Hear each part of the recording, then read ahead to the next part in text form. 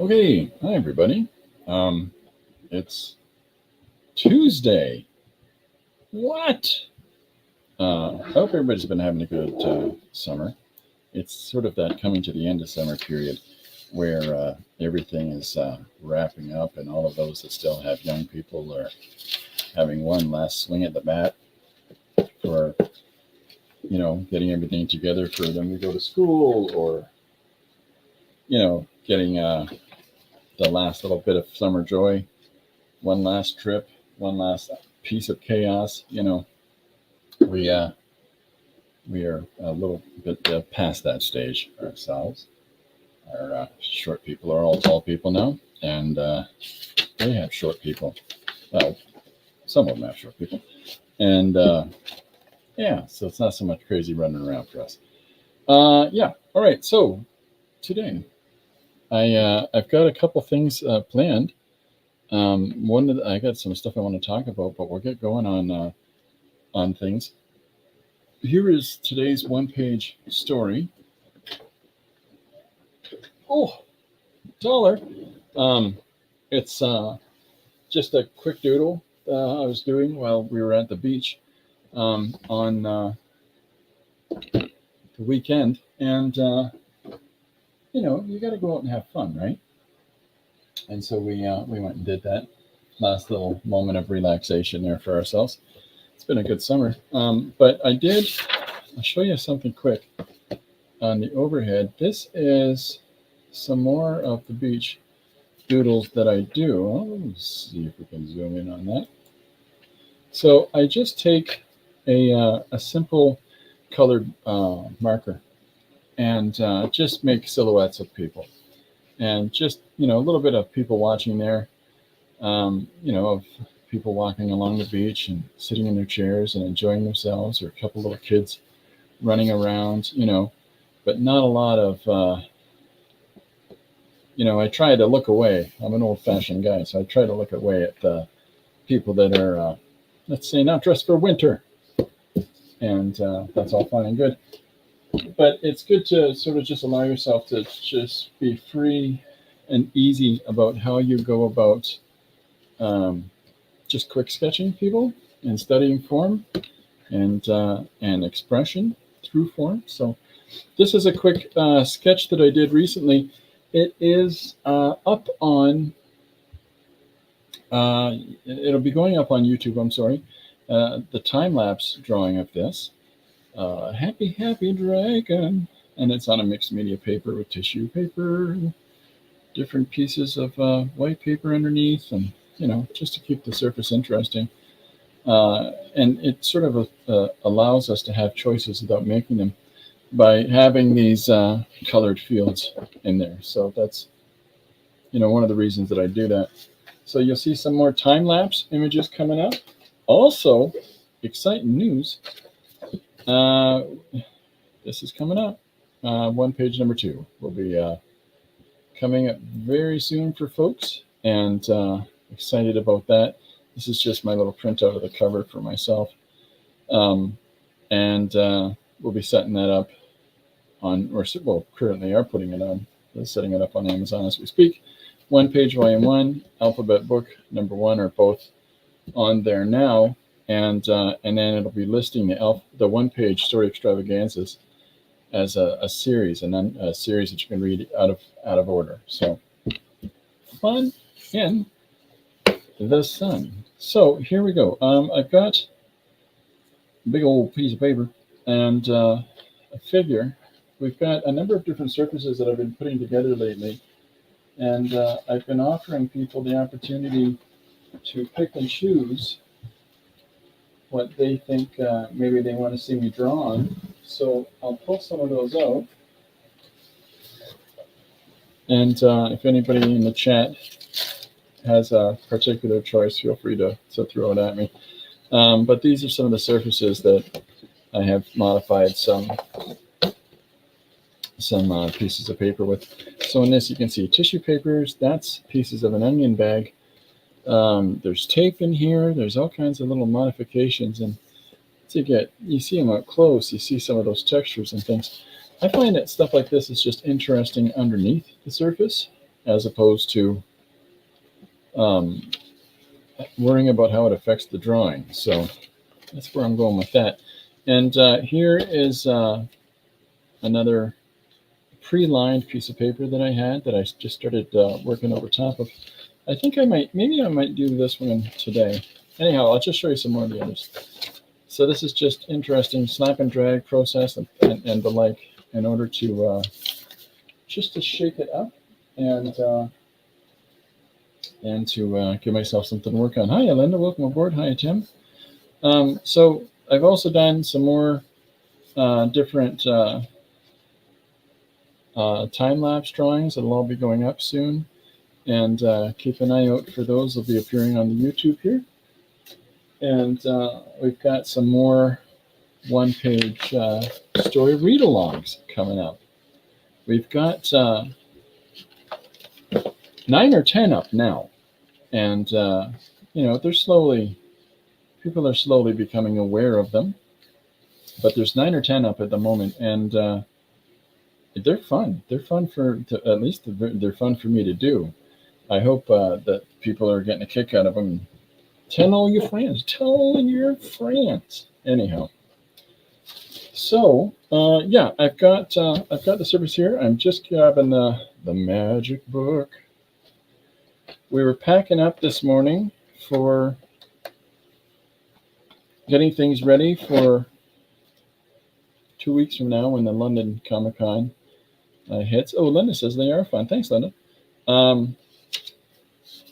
And I'll be doing some tutorials at that live, and those will be in camera and in person. So, I'm really looking forward to those because you get to, straight on engage with people. Got a little flyer for it. I'll put it up. Just gotta find it. There it is. And I'll switch the camera over again. So here is, there's the times on Saturday the 14th and Sunday the 15th of September. So yeah, looking forward to that. That should be some good fun in the sun.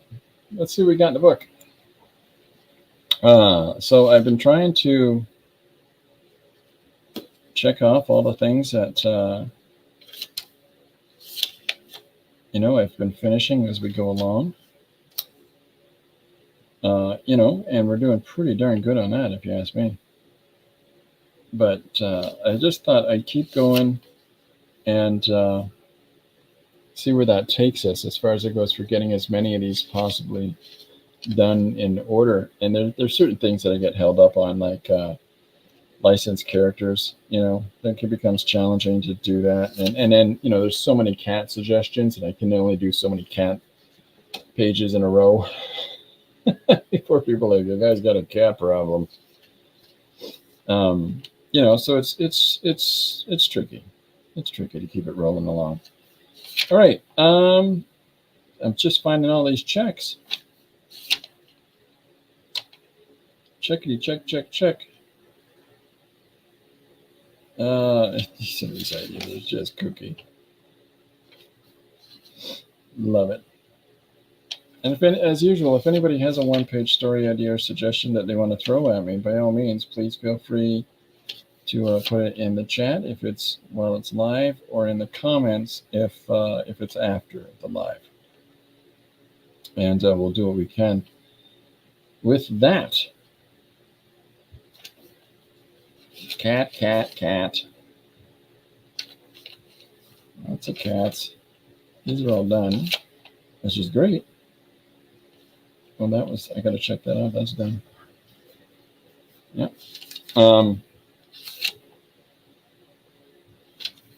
Haunted Bowtie. I just finished Haunted Bowtie. That's his. I forgot to show you the Haunted Bowtie page. So I showed the beach page, and then on Friday I did Haunted Bowtie. And this is the page that I've always said I can never finish because it's just too challenging. But I finished it. I did it. That's just been a silly joke.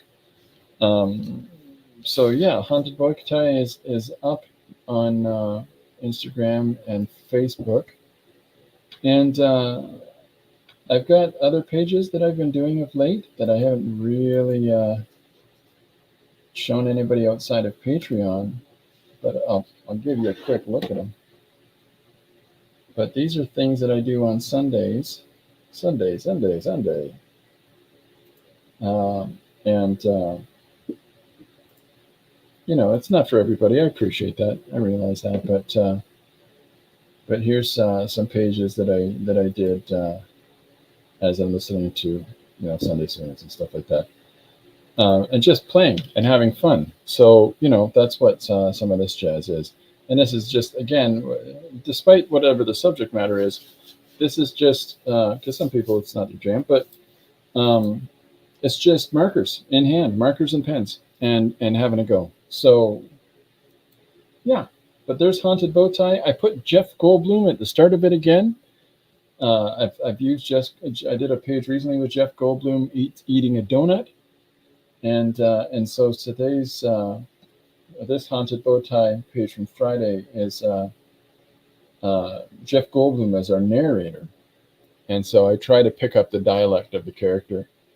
You know, oh yes, I heard of a bow tie. You know, so I'm just trying to get all that kind of expressiveness in there. So yeah, and then this is the big news is that this is going up on Amazon. So yeah, exciting times to be had for all. What? All right, let's get back to this. Not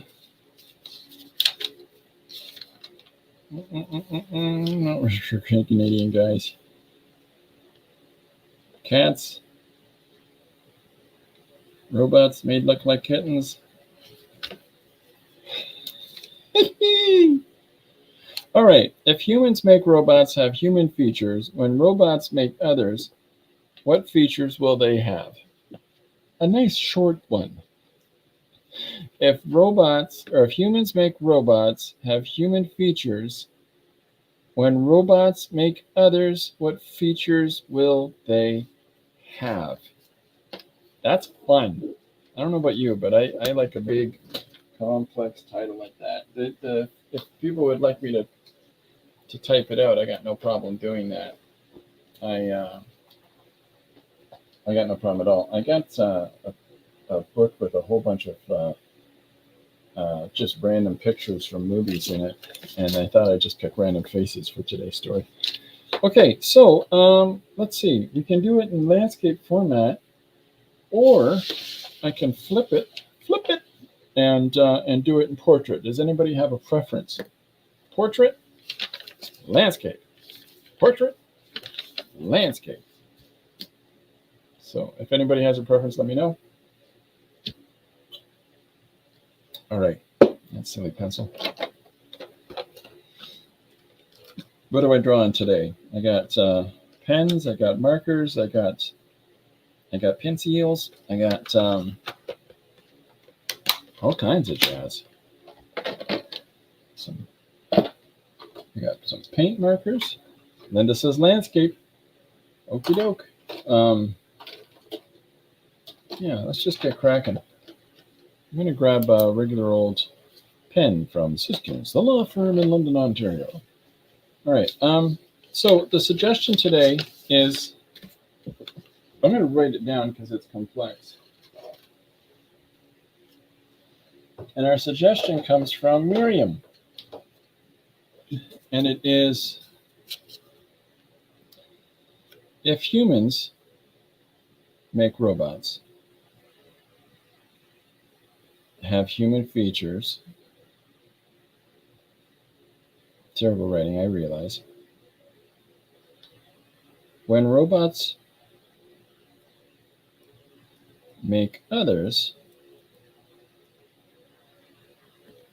what features will they have?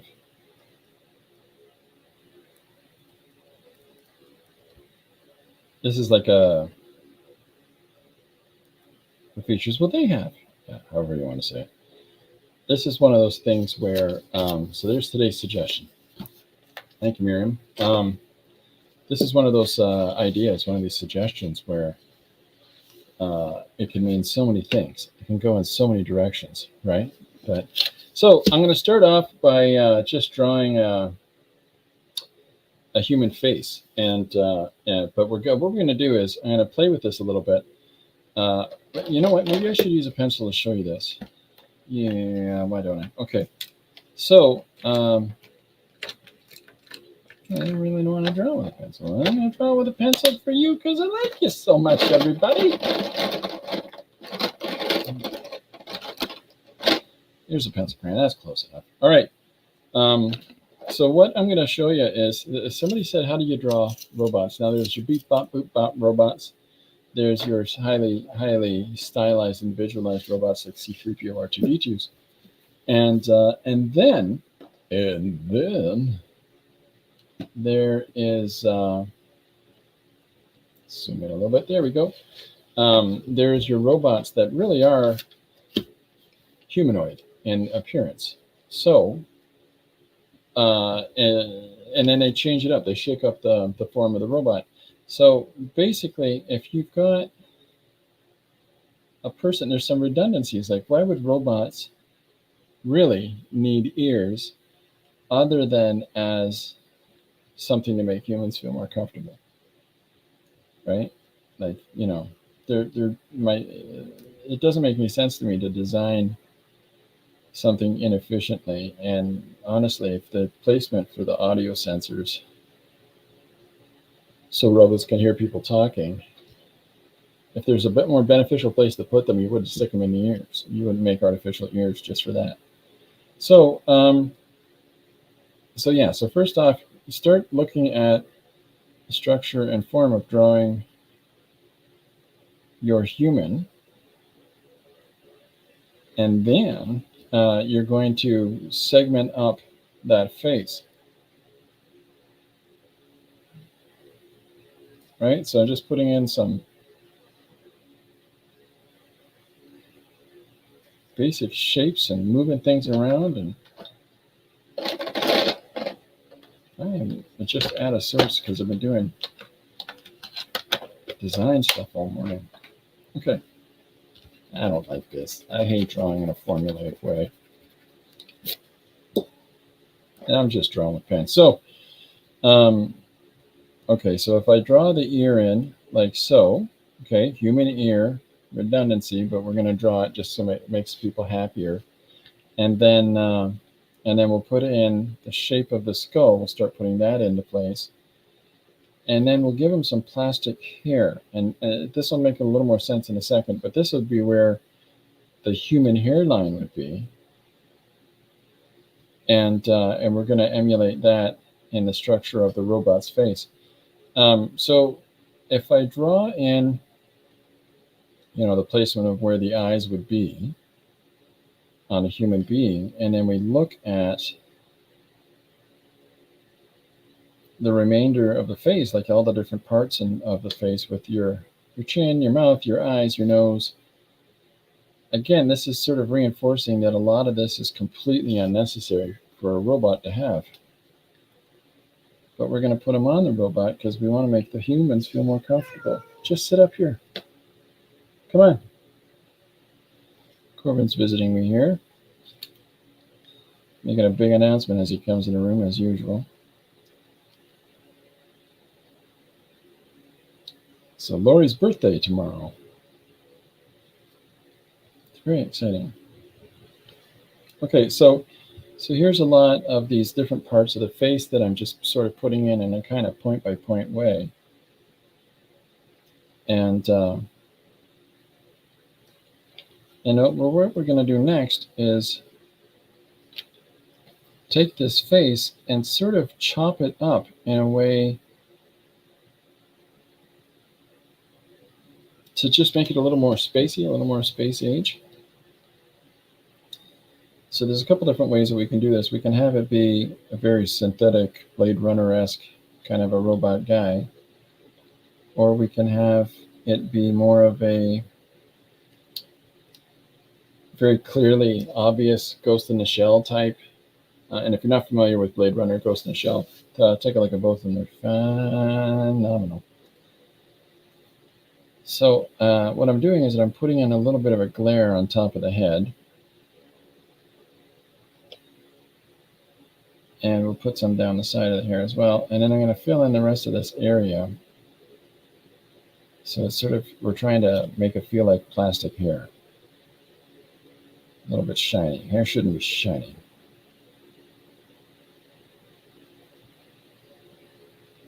It's probably not true. People are like, this, your hair should be shiny. How would I know? I'm just surprised that it sticks around. So, okay, so now that I've got the basic structure of said robot, I'm going to put his other ear over here. I'm going to take his face and I'm going to sort of chop it up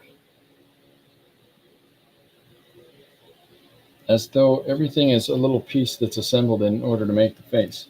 And that way, if humans make robots have human features, this is what we're going to start with, establish first.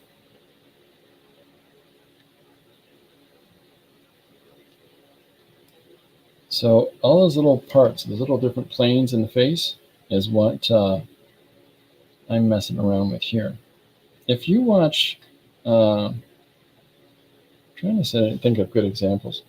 If you watch the Transformers movies, they take the robot guys and for them to emulate human features, so we're sympathetic to those characters, they give them, human facial, structures for them. They transform into the robot modes. But what's really interesting is if you look at it up close, it's all just little plates of metal at different angles as it's shifting around. I'm going to tell on you. Keep it up. Corbin is trying to get my attention. So all those little plates, little metal plates, move around on the face in order for it to have the expressions, right? So we're going to do something like that here.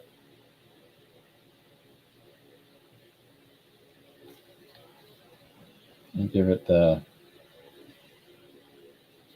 brow ridges on the forehead, etc.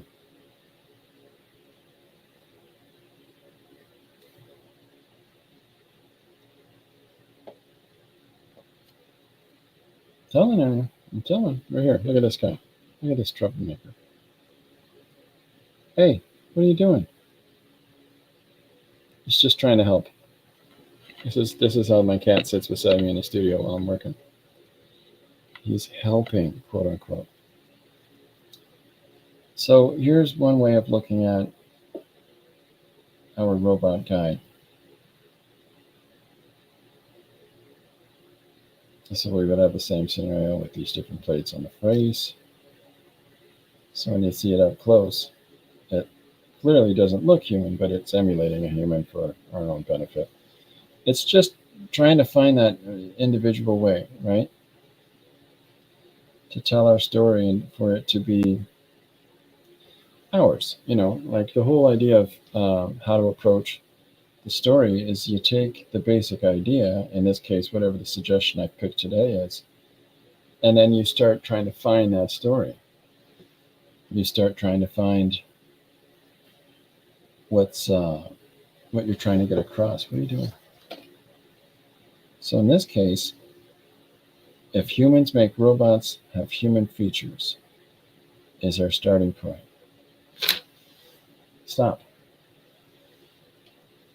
Yes, look at this is this the whole time. Really, honestly. I'm going to send you in the mail to somebody. He's still purring anyways. He doesn't care. So all these different parts of the face, and this is also helpful, by the way, when learning about drawing features.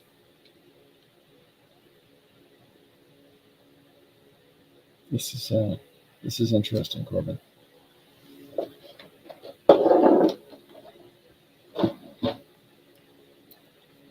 He's upset because I've got things in the way for where he sits. So So I've had to clear him some space. All right, so if this is our robot face with our humanoid features, it really distinctly sort of says to the reader that, yeah, this ain't right. These guys aren't right. Those aren't humans. So we can now like step through our story and step into our world building mode as we're putting together our story of what's the context of these characters, what is the the direction that our story can take us by looking at not just the character that we're drawing, but the larger world that it lives within. And that sort of exploring all those potentialities open up a whole bunch of different story ideas for you. So that while you might just start with drawing a character per se, before you know it, that character has work, that character has home, that character has friends and quote unquote family, or who it's assigned to. I'm sorry, I keep turning that. And so with those things in mind, it enables you as a writer to start drafting a little more of that context that this character exists within. And then, through that, of course, different story opportunities that might present themselves.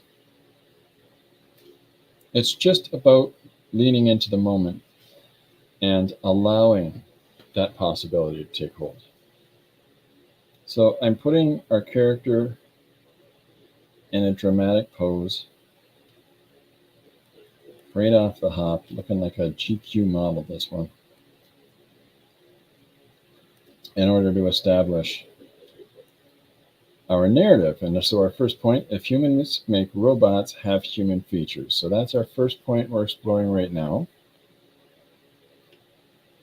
And this is going to help us to build that larger story by starting with, you've got to start at some point. You've got to start at some example that you can build a larger narrative out of. You can't lie on the paper.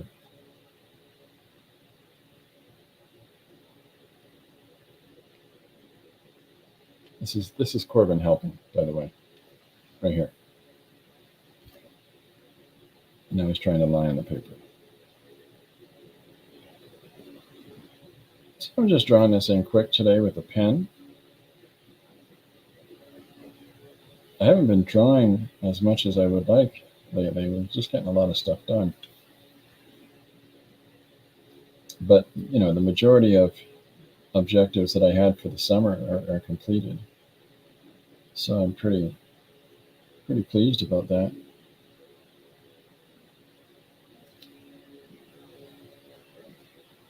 So that I can get back into my routine now. Get my A1C lowered back down again. Okay, so here's our guy. And we're going to put some information in and around him. So despite all these panels already being Buddy, hold on. I gotta just give me a second. I'm gonna show you something silly. This is how I'm trying to draw, is with a cat who is laying on the back of my hand. He's so needy for attention. I told everybody you're needy. Don't bite the pen while I'm drawing. This is what it's like to have a studio cat. And he's completely content to bounce around on the back of my hand while I'm drawing. It's a little ridiculous.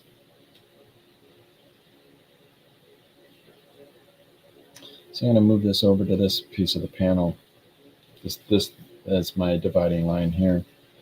And we'll just add in some more information for this character.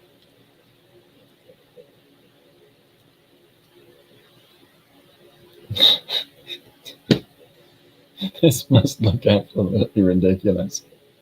He's literally Hold on. I know what I'll do. I'll take it off the Zoom.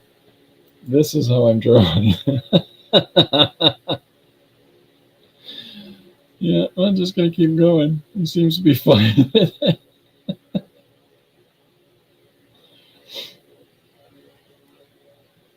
Keep it up, Human. Keep drawing the picture. That's right.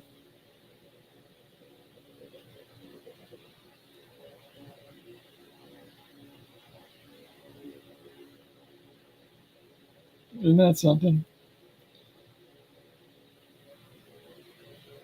Just completely fine with it.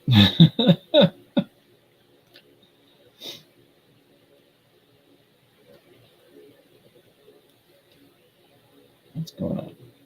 Something happening over there.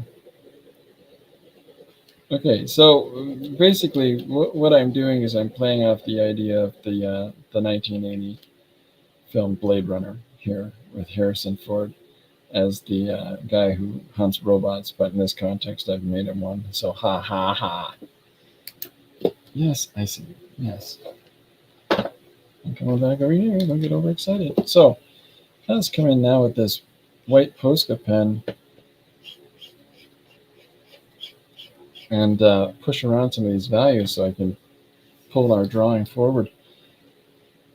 And this is where the whole plate thing, looking at the face in this modular kind of way, comes in really handy. It makes it fun if you've got an underlying value and you do your lines, your line art, and then you try to pull out all of this, these information, these packets, these little parts of the robot that make up his face and his skin. Okay, I can put it back to zoom because he's no longer lying on my hand. No, now it's headbutting me. Are you back? Are you back to lie down?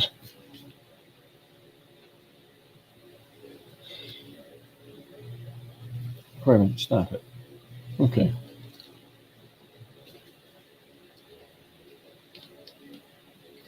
We didn't have hug o'clock this morning. I have what's called hug o'clock with this ridiculous animal, where he just likes to come and up and sit with me in the studio in my chair here.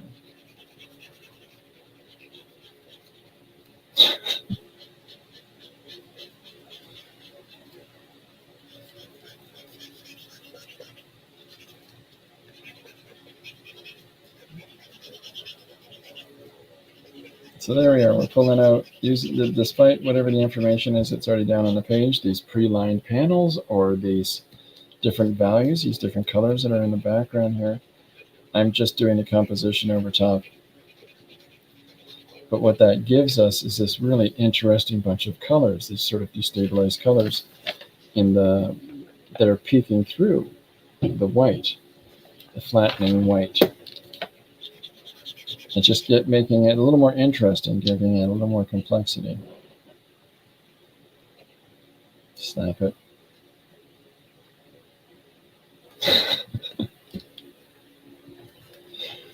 You're a lunatic today.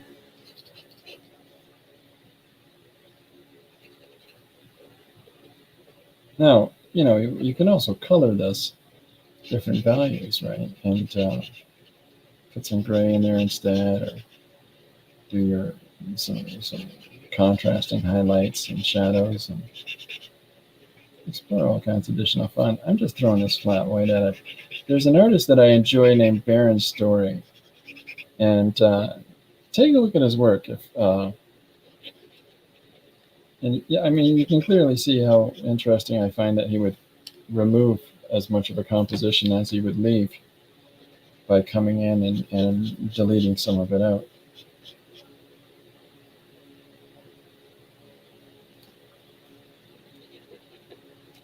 Free to a good home. One crazy weird cat.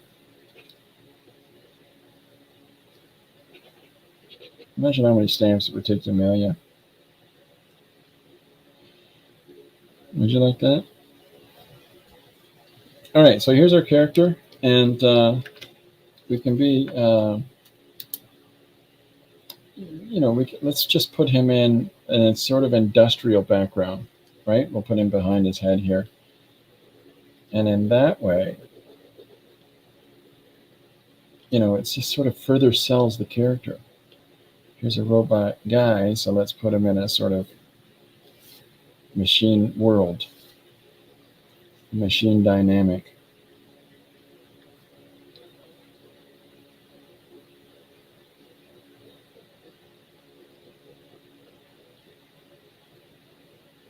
So I'm throwing some hoses in here, just populating the image, throwing some, different devices, different, a hinge or a on switch for a machine or some kind, or there's a guy named Sid Mead, and he would do design work for motion pictures. But the thing about Sid Mead is he would always think, as he's doing these sci-fi elements to be in the backgrounds of scenes, and little doodly-doo devices that characters utilize in order to further build that world that film is trying to tell the story within. Yes, I see. Well, he would have, absolutely necessarily sat down and figured out, how would this function? How would you use it? What would, what would that look like? There was an interesting, like, to the smallest things, like the don't walk, don't walk lights for people to cross the street. I remember when that movie came out, we'd never seen that before.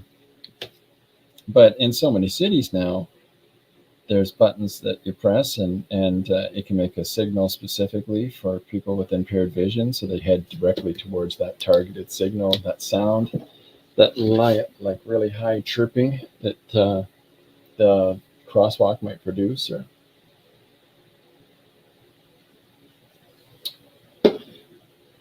all kinds of stuff. So I'm just going to put some stuff in the background, and then we'll move on with our composition. But the first thing that we're establishing is, if humans make robots, have human features. And so that's our first story beat that we're going to try to get down. Here's this Sam Spade private eye type robot. I've got him in the foreground. You know what, that sort of, and here's part of story generation, right?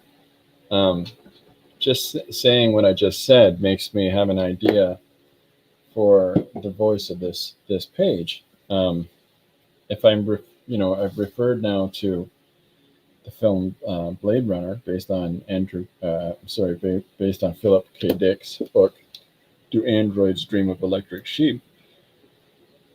And in the early release of it, they had Harrison Ford do a voiceover, and this wasn't according to the director's will. Like, Ridley Scott hadn't intended for that to be the case, but for whatever reason, the studio had said, no, this is what we want. So, if you grew up and that's the one that you first saw, then you tend to lean towards that as your favorite version of Blade Runner, because you're so used to him narrating everything that's going on. To the extent where it starts as, the name's Dick, or I'm a Blade Runner. Like, it's just, But I thought maybe what I'll do is I'll sort of play on that idea and have our robot human character investigating, some robots are making creations of their own. And he's going to get back down to the bottom of it. It's a fun story, possibility there.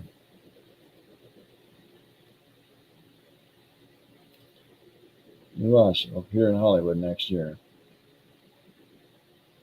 So there's some random producer watched this insignificant little channel and went, oh.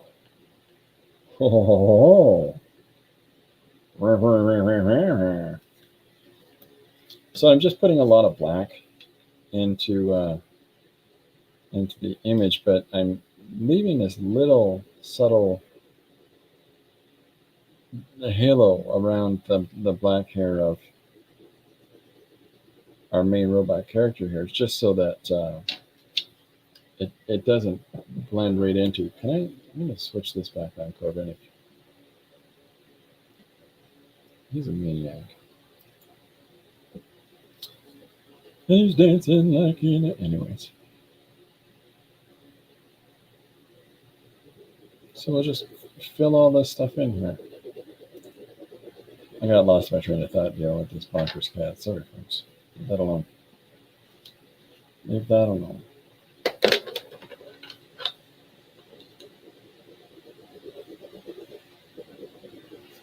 So, yeah, there's our first foray into this story, is that our main character is going to be a robot.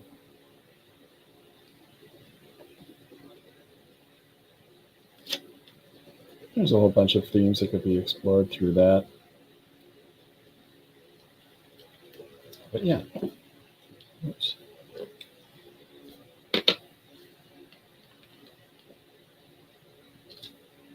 Now he's just sitting here staring off into space.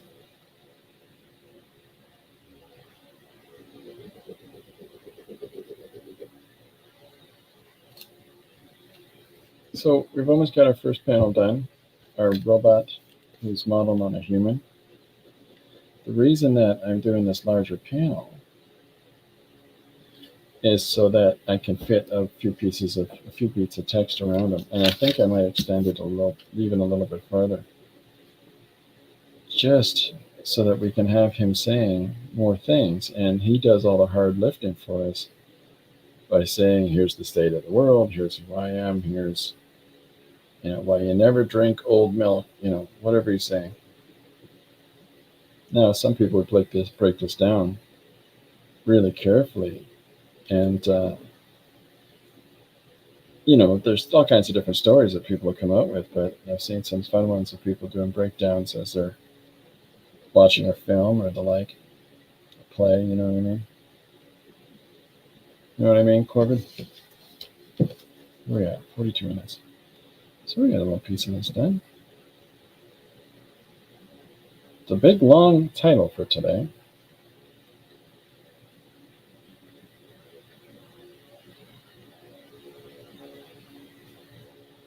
Just getting in a little bit of the details and folds. And then the background here, I'm drawing in some shapes just to give a sense of movement. But these shapes don't really matter. They really don't, because our focus is intended to be on him, which is far more important than what's going on in the background around him. So I want you to look at the robot in the foreground first. So if I can push back a whole bunch of things, so it's drawn in this really moody lighting, well, that does work.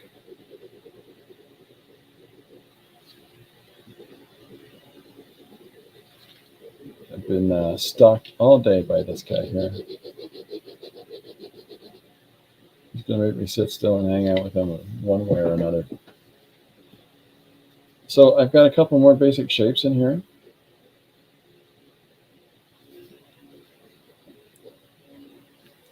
Just to sort of fill up this environment just a tiny bit. And it also gets a sense of movement going through the page. Just a couple of shapes, but optimally it should make a person's eyeline do this.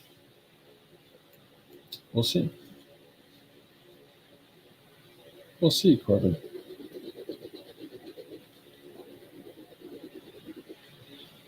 Yeah. Hope everybody had a good day at work.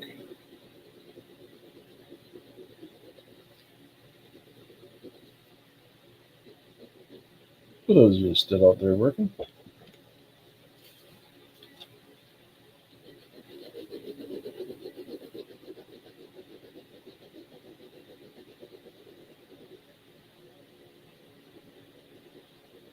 Just filling in our black area with the pen.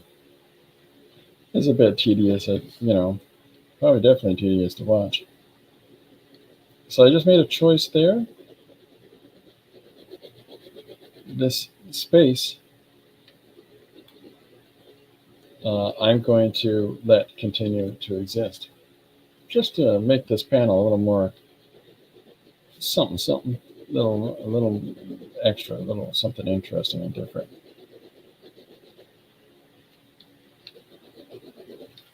So we're going to use these breaks, and I'll show you what I mean. So like, if you can imagine that these areas are there's nothing in them. It just chops up the background, the dark background.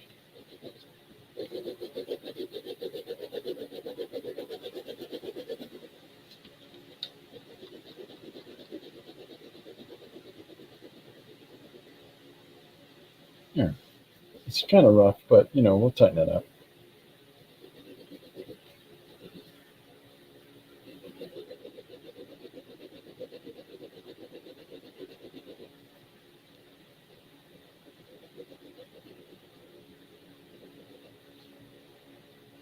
And then there's the arm. So here's our first image. Here we are. So if humans make robots have human features, when robots make others, what features will they have? For some reason, in my head, I picture a big floating synthetic brain.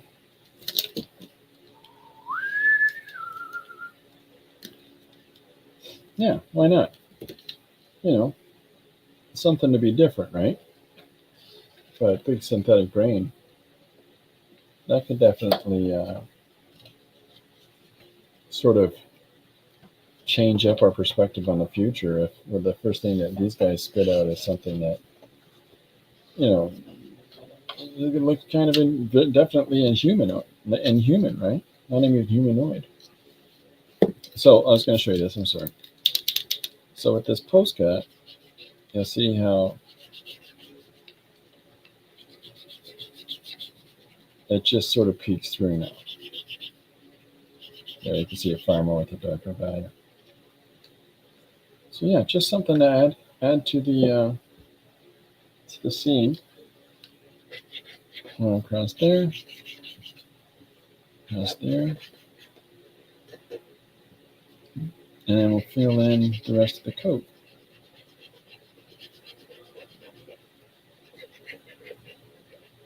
So just to backtrack a little bit, right? The whole idea of just jumping in like I do and start drawing the first panel, and the rest of your story will come to you as soon as you start doing that. I recognize that that's maybe a weird trait to have. So just allow yourself to do your own story in your own time. And who knows, but if you can just start with a good panel. So to recap, when you're trying to find that approach, the best way to do it is to just get started. And once you've started just drawing your first image, and choose an image that sort of has a vibe you like, and you're interested in exploring some ideas that might be in this image that you might be using as reference.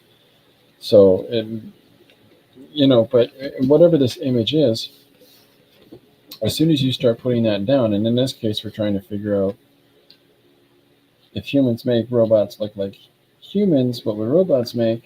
So it's a very humanoid looking robot. So we'll put the dark eyes in on them.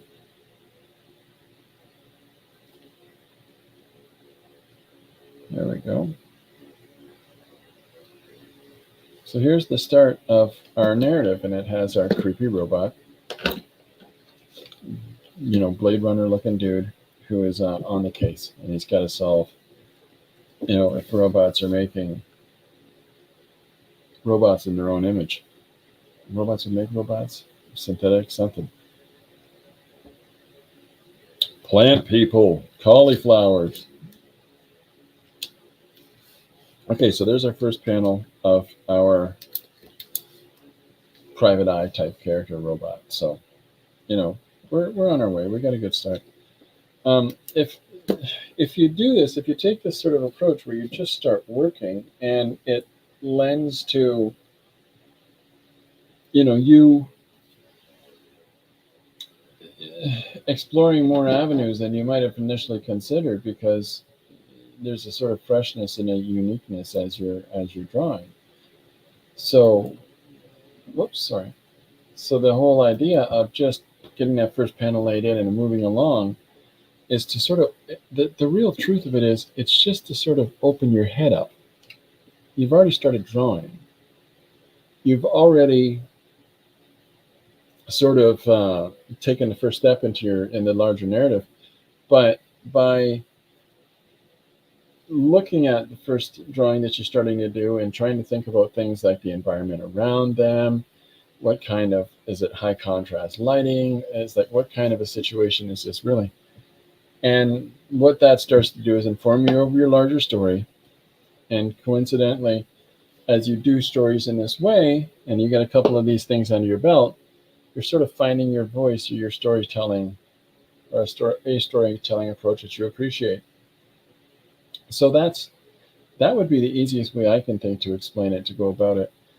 And Corbin agrees, don't you? Don't you, Buckaroo? Get this guy. So yeah, so give that a go. Allow yourself that, and to see where that takes you. And this page, the suggestion from Miriam of, if humans make robots have human features, when robots make others, what features will they have? It's a great suggestion. I love it. So we're really going to explore this now some fun. But in the meantime, I'm just going to go and I gotta finish something up, and then we'll be popping on at some point with a big old announcement soon. But in the meantime, take a look at the YouTube channel, see some of the read-alongs that we've been doing, and if there's any specific pages that you've seen in One-Page Story Extravaganza #1 or in Alphabet Book #1 that you think you'd like to see a read-along of, let me know. Put it in the comments, or put it in the comments for any of the social media posts that I do, and we'll give it a go. We'll give it a try. I've even got Lori recording some voices, so it's very exciting. Okay, I think that's going to be it for me right now. I know it's a bit shorter, but I've just, like I said, I'm kind of got some things to do.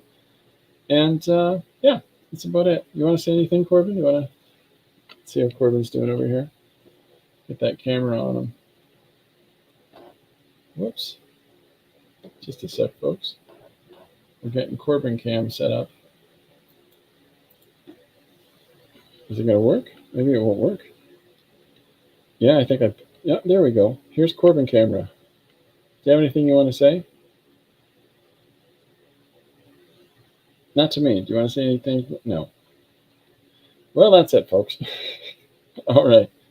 Okay, so I will be posting some stuff today, tomorrow, and I will be back again on Thursday at 2 p.m. EST. Oh, Linda says hi, buddy. So if you've got a one-page suggestion you'd like to see me doing that you'd like to suggest, lay it on me, and we'll get it put into the rotation here. And if it's your first time doing it, I'll try to jump on it right away. Okay, that's it for us right now. I'll see you in a little bit. At the very least, I'll see you Thursday at 2 p.m. Bye for now, gang.